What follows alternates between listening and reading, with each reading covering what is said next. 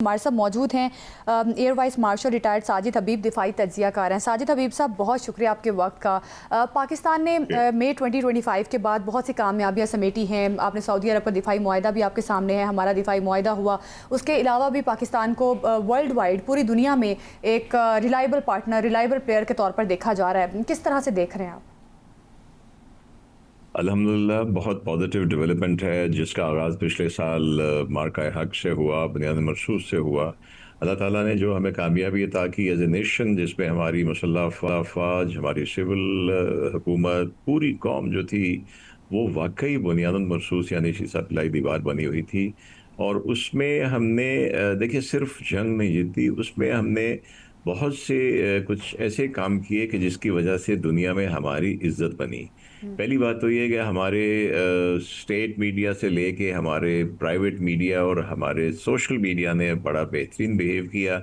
कहीं ऐसी दुनिया को वो रिपोर्टिंग नहीं की कि जिसके ऊपर बाद में शर्मिंदा होना पड़े। बिल्कुल। फिर हमारी जो फोर्सेस ने किया वो तो कमाल किया। उन्होंने एक ऐसी जंग में जो कि 4.5 जनरेशन की पहली इतनी बड़ी फ़ज़ाई जंग थी, जिसमें 125 के लगभग जहाज़ फ्लाई कर रहे थे, उसमें शानदार कामयाबी हासिल की। और उससे जो पेस सेट हुई, फिर बुनियादन मरसूस में तीनों मुसल्लह अफ़वाज ने और पूरी कौम ने जिस तरह से इंडिया को एक ज़बरदस्त किस्म का जवाब दिया, ये उसके साथ एक जो एड ऑन्स थे।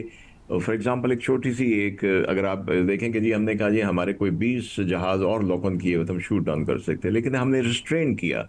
एयर चीफ ने बड़ा टाइमली डिसीजन लिया, और ये भी एक रिस्पॉन्सिबल स्टेट होने का कि हम जितना एक हार्ड रिस्पॉन्स देना चाहिए था वो दिया, हमने उसको एग्जरेट नहीं किया। और ये चीज़ भी दुनिया में ये जहाँ पे कहा जाता था लोगों को, ये कंट्रीज यूरोपियन यूनियन या अमेरिका वगैरह कहते थे कि पाकिस्तान के पास न्यूक्लियर वेपन्स है, पता नहीं ये कितने सीरियस हैं कि इस चीज़ को मैनेज कर सकते हैं, हैंडल कर सकते हैं। नहीं, ये सारी फैक्टर्स मिलके जो एक प्रेस्टीज बनी पाकिस्तान की, अल्हम्दुलिल्लाह, ये उसकी वजह से है कि फिर नौबत एक ही साल के अंदर यहाँ तक पहुँच गई। एक साल क्या, आज 7-8 महीने में कि हम एक दुनिया की एक बहुत बड़ी जंग जो कि तीसरी वर्ल्ड वॉर का पेश खैमा कही जा रही थी, हम उसमें एक मीडिएटर बन गए। हमने जंग रुकवाई।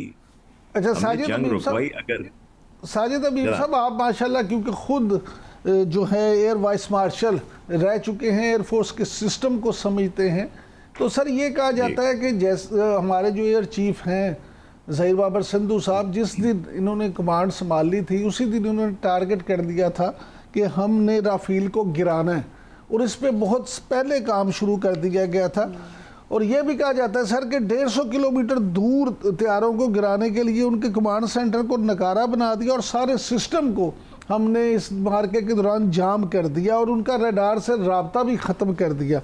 सर, पाकिस्तान ने तारीख में पहली बार अपने मिसाइल भी सैटेलाइट के ज़रिए से लॉन्च किए, तो आप सर अपने तजर्बे की रोशनी में और इंफॉर्मेशन की रोशनी में ये सारा कुछ कन्फर्म करते हैं सर?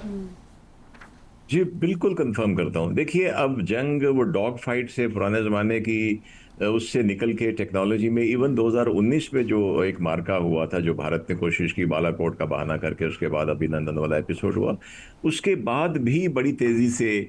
और मैं बिल्कुल एग्री करता हूँ कि चीफ मार्शल ज़हीर बाबर जब आए हैं तो इन्होंने देखा, इनको ही न्यू इट कि मोदी ने बड़ा वो कहा हुआ है कि हमारे पास राफेल होता है। तो फिर एक अच्छा कमांडर यही देखता है कि जिसके ऊपर बड़ा मान है, अगर उसको गिरा लिया जाए तो वो जैसे पुराने ज़माने में जंगें होती थी, बड़े बड़े पहलवान पहले आते थे, अगर वो पहला पहलवान ही ढेर हो जाता था तो पूरी फौज को शिकस्त हो जाती थी। कुछ ऐसे ही इन बेचारों के साथ इस हाईटेक दौर में 4.5 जनरेशन में भी इनके साथ वो गार के ज़माने वाला सलूक हुआ। इन्होंने फोकस किया सिर्फ अपने उसके ऊपर। लेकिन हमारे कमांडर्स ने और air chief marshal Zaheer Babar ने जिस तरह आके उन्होंने J-10 की एक साल के अंदर इंडक्शन की। इंडक्शन सिर्फ वहां से उड़ा के लेके आना नहीं, अपने पायलट्स की ट्रेनिंग, पूरे वेपन्स की ट्रेनिंग, पूरे उनके इलेक्ट्रॉनिक्स की ट्रेनिंग, और उसको पूरे सिस्टम में इंटीग्रेट करना। ये आप देखिए, हमारे मल्टीपल सिस्टम फ्लाई कर रहे थे, जिसमें एवैक्स थे, कोई जहाज स्वीडन का बना हुआ था, कोई चाइना के थे, कोई अमेरिकी थे, कोई फ्रेंच थे। हमने सबको एक लिंक के जरिए इकट्ठा कर दिया, और उसके ऊपर हमारे साइबर वॉरियर जो इन्होंने एयरफोर्स ने तैयार किए, हैरानकुन है वो यंगस्टर जो वहां पे बैठे ये काम कर रहे थे। अब बिल्कुल आप सही कह रहे हैं, हमारे जो जैमर्स थे उन्होंने उनके जो दुश्मन के हमले थे उनको उसको रिपेल किया। और हमारे अपने जहाज़ों के लिए वो रास्ते बनाए जिनकी वजह से PL-15 भी जाके लगे, और बाद में अगले दिन JF-17 भी हमारे जो इकलौते दो जहाज़ जिन्होंने बॉर्डर क्रॉस किया वो भी किया। तो मुझे तो इंतहाई खुशी हुई है कि हमारी एयरफोर्स ने हमेशा की तरह मैं कह सकता हूं कि परफॉर्म किया और सर, आउटस्मार्ट दुश्मन ने किया। जो जंगी अब हरबे देखिए इस्तेमाल किए, बिल्कुल आप जिसका जिक्र कर रहे हैं कि ड्रोन अटैक, साइबर अटैक्स किए गए, इंफॉर्मेशन वॉरफेयर, इस किस्म के जंगी हरबे दुश्मन ने इस्तेमाल किए और पाकिस्तान ने तमाम हरबे नाकाम बना दिए, और इस पे ज़ाहिर है भारत भी बहुत सरप्राइज था। फिर अभी ये भी कहा जाता रहा कि 8 मई के सुबह इनके DGMO भारत के जो थे उन्होंने फ़ोन कॉल की कि हमने सिर्फ दहशतगर्दों की जो तनसीबात थी उनको निशाना बनाया, हमने कोई फौजी तनसीबात पर हमला नहीं किया, जो कि झूठ था ज़ाहिर है। तो फिर इसका मतलब है कि पाकिस्तान की दिफाई ताकत देखकर भारत काफ़ी हद तक डर चुका था 7-8 मई की सुबह।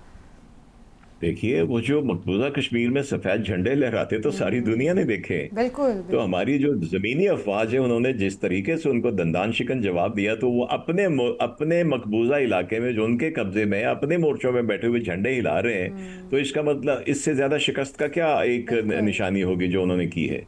ये तो जमीन पे हो रहा था। विक्रांत का याद कर लीजिए, वो 400 नॉटिकल माइल दूर खड़ा था, उसको काफी आगे आना चाहिए था अगर वो अपना जो सिस्टम उसके पास है कराची पे अटैक करना था। एक नॉटिकल माइल आगे नहीं आया, क्योंकि हमारी नेवी ने जो जिस तरह समंदर में पोजीशन संभाली हुई थी उसको वापस जाना पड़ा। अच्छा तो सर, हवा में जो तो फिर सर ये जी बताइएगा कि फील्ड मार्शल जिस तरह से अपनी गुफ्तगू में कई बार पाकिस्तान और सऊदीया के दिफाई मुआहदे का भी जिक्र कर चुके हैं, और हरमैन शरीफैन जी की हिफाजत हो या पाकिस्तान और सऊदी अरब के ताल्लुकात हों, उसका वो हमेशा से बड़ा जिक्र करते हैं। तो आप क्या समझते हैं, उस मुआहदे की बहुत सी ऐसी चीज़ें हैं जिनके बारे में अभी हमें आवाम को उस तरह से नहीं पता, आप क्या समझते हैं इस मुआहदे से क्या क्या ऐसी चीज़ें हैं जिनसे पाकिस्तान को भी फ़ायदा होगा और सऊदी अरब को भी फ़ायदा होगा?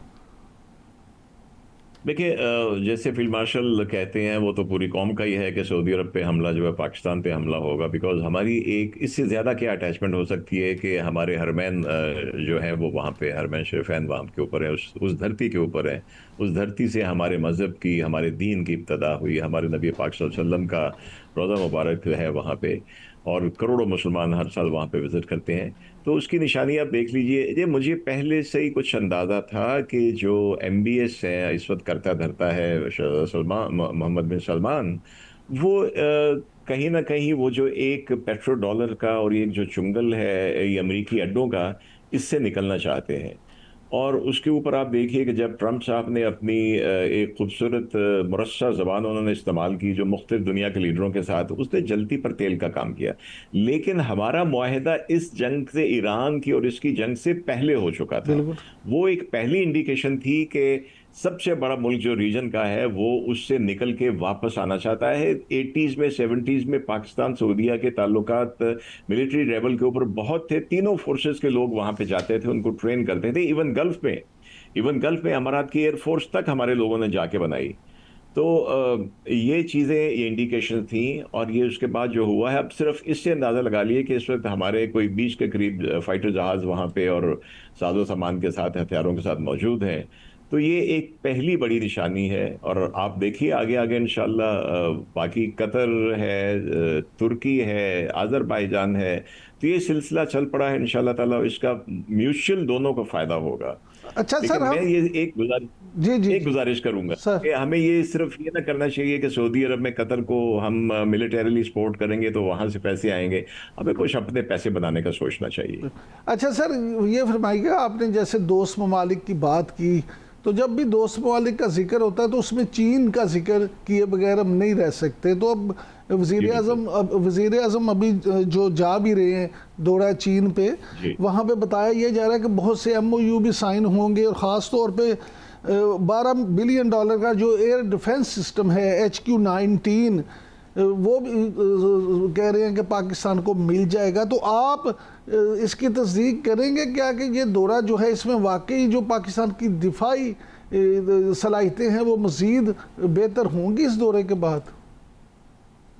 अब बिल्कुल, और ये तो बड़ी इंशाल्लाह ताला पॉजिटिव खबर है। ये जो आपने डिफेंस सिस्टम HQ-9 की आपने बात की है, ये अमेरिकी थार्ड और इनके जो S-400 500 इनके इनके मुकाबले इस लेवल का है। बल्कि ये मल्टीपल किस्म के टारगेट, ये जो ऑलमोस्ट इसकी आप रेंज देखें कि 3000 किलोमीटर के फासले के ऊपर भी ये टारगेट को पिक कर सकता है, स्ट्राइक कर सकता है। ये बैलिस्टिक मिसाइल्स को हिट कर सकता है। ये जो ग्लाइड व्हीकल्स होती हैं, इवन फजा में जो लोअर लेवल के ऊपर सेटेलाइट्स हैं, ये उसको भी निशाना बना सकते हैं। 200 किलोमीटर तक अपर रेंज है इस सिस्टम के मिसाइल्स की। तो ये आप इससे अंदाजा कर लीजिए कि आप भारत को सिंदूर जारी रखना चाहिए।